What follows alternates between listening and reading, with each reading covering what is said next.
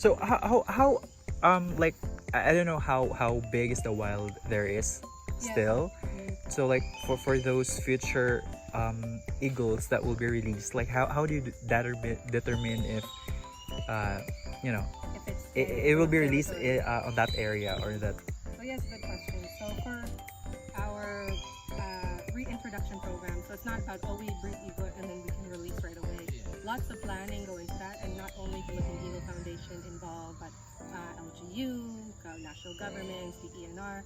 We have to secure a protected habitat Mm-hmm. because sometimes if you release like an eagle right away, you don't know whether or not there's enough food resources in that territory or if there's already an established pair in that territory. So you can imagine for one pair of Philippine eagles, they require about 11,000 hectares. So for just one pair. And you can imagine that because of human destruction in our habitats and the Philippine forest is less than 3% of our natural Philippine forest left in our country, the entire country. It's very difficult for them to secure their own territory, let alone have enough food or prey items within that territory. So one of the reasons the Philippine Eagle Foundation takes a holistic approach to Philippine eagle conservation is because when we protect the Philippine eagle and we protect its forest, we're also protecting the animals that share the same forest habitat. Right. So we're protecting the monkeys, the palm trees, the bats, all the food resources that the Philippine eagle needs in order to survive in the wild. So it can take many years just to secure the forest, to make sure it's a natural habitat, to make sure it's viable and sustainable for the Philippine eagles and the next generation. And then also to secure with our forest guards, patrolling the habitats of those Philippine eagles, that if something happens because of human persecution, that we're able to stop that before it goes further. Unfortunately, we also have eagles that come in from the wild that no longer are able to be released back out into the wild because of human persecution, like hunting or Yes. wildlife trades. But those eagles, we try to give them a second chance this year. So for instance, like the eagle or the father of chick 29, or eaglet 29 that just recently hatched, his name is Philippine Eagle Matatag, also featured in Bird of Prey that you may have seen. So Matatag came in the first time because of a gunshot wound. And then he was rehabilitated here, released back into the wild, where he came from. Unfortunately, several months later, shot again. Oh wow. Come back to our center. Second shot, the injury is too severe for him to be released back out, for him to be able to survive. So his second chance now, even though he can't contribute to the population in the wild directly, he has now indirectly contributed with his new chick that will also be part of a reintroduction into the wild.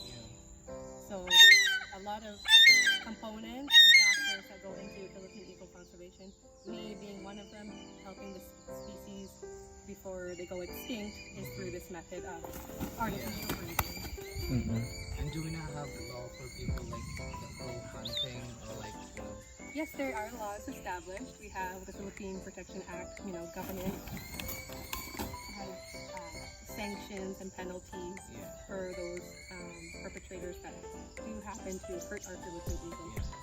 But again, these are just laws. It takes action, right? People have to reinforce those laws. We can write it on a piece of paper, but when you're in the wild, and it may not always just be like local communities and whatnot, but because they're the ones sharing that forest habitat, sometimes they may view the eagle as a threat to their own livelihood, right? If the Philippine eagle comes into their own territory, into their own homes, in a sense, and starts taking their own food resources, like if the Philippine eagle hunts, right?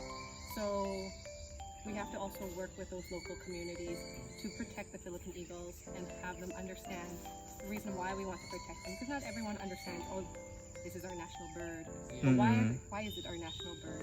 Because it also became critically endangered, and it's only found here in the Philippines. Nowhere else in the world, and less than 1,000 in the wild remain. So it's very important here in the center to conserve the species by help propagating them in captivity, and then also securing and protecting forest The wild, habitat so that they have a home to go back to when we Mm-mm. can release them, and for the wild populations already established to continue to be established. Yes. Yes. So, Well, actually, we're from one of the islands who had previous sightings of the bird. a sighting. Yeah, yeah. Okay. My question is, can local governments, like we're from Leyte, Samar, so I think there's still enough forest cover, especially in Samar. So can LGU actually like adopt, like like eagles, like from the foundation? Oh, to be released out Yes. into the habitat. Oh yes, we're working on those as well. We have translocation programs that are still underway, so that eagles that are from, for instance, uh, hatched in Mindanao, well, eventually maybe we can have them input into a Samar Samar, yeah. or Leyte translocation, so to establish a new breeding line there. So yeah, it's always a possibility. It's just again securing that habitat, The habitat. working with local government units and the national government for their protection and translocation programs. Mm-mm. What do they usually eat? Well, today he's eating mice. This is his favorite. White rat or mice is Sinag's favorite. But they also eat kambing and a goat and Goat. White, not white rat, I said that, and rabbit meat. So the rabbit, the white rat, even the goat, we propagate here at the center. So we have a breeding stock again, exhibit area, just for the prey items of the Philippine eagles and other raptors here. So we know exactly what goes into their food. We know exactly what goes into our eagles. We have very strict biosafety and biosecurity measures. That's why we always maintain distance. Even with guests pre-COVID, we don't allow guests to actually touch the Philippine eagles or to go near our raptors per se, because we don't know where our guests have come from. Yes. And especially with the avian flu Right. virus, it's prevalent in Asia, and we have a lot of poultry farms around. People can be carriers for that, right? So Right. we don't want to give that to our Philippine eagles or our other raptors, otherwise it would be detrimental to our captive population. And we cannot afford to do that. We're given keepers ourselves, and our staff go through strict biosafety, biosecurity measures, showers, change of boots, foot baths, everything that you can think of to not transfer any contaminants to our Philippine eagles. And how long have you studied for you to be able to like really manage and be a safekeeper for an eagle? So it always depends on your experience and knowledge base or expertise, right? But I'm originally from Canada. I emigrated to the Philippines to work, and so I'm also Filipina. So hence why I live and work here. But I graduated back in Canada with a degree in anthropology, which is my focus is primatology. So I'm a primatologist.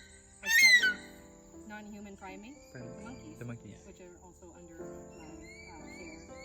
So my background is in science and monkeys, but I've always had a passion also for birds. I grew up with birds, and so working with the Philippine eagles and the other raptors, I started here at the Philippine Eagle Foundation. It was first as a intern. I did an internship about 3 months, and then I just fell in love with the eagles, and I was hired afterwards as an animal keeper to continue to work with them. And because of that passion and my background, the foundation will, look at that, right? Your future employers always look if they have the motivation, the passion, and if there's, a foundation in science or